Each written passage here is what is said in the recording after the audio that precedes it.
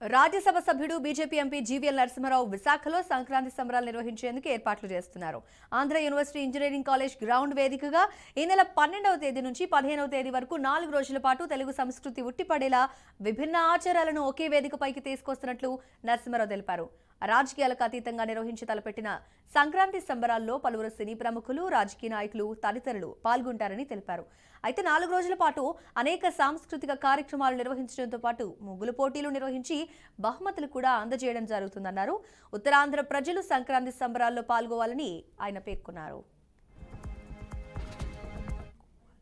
జరుపుకునేది కనుక ఇది రాజకీయ కార్యక్రమం కాదు కనుక వేదికపై నాతో ఉన్నటువంటి నా శ్రీమతి మైథిలి గారికి, మీ అందరికీ, ఇక్కడ విచ్చేసిన అందరికీ కూడా నమస్కారాలు.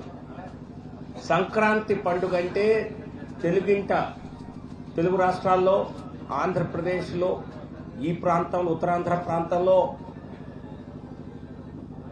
కోట్లాది మంది ప్రజలు అత్యధికంగా జరుపుకునేటువంటి సంప్రదాయబద్ధమైనటువంటి పండుగ.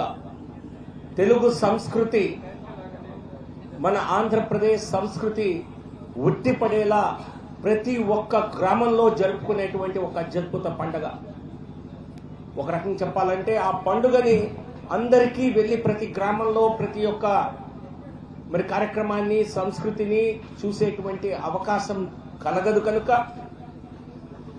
ఇటువంటి మన సంస్కృతిలో, తెలుగు సంస్కృతిలో, మన రాష్ట్రంలో ఉన్నటువంటి అన్ని రకాల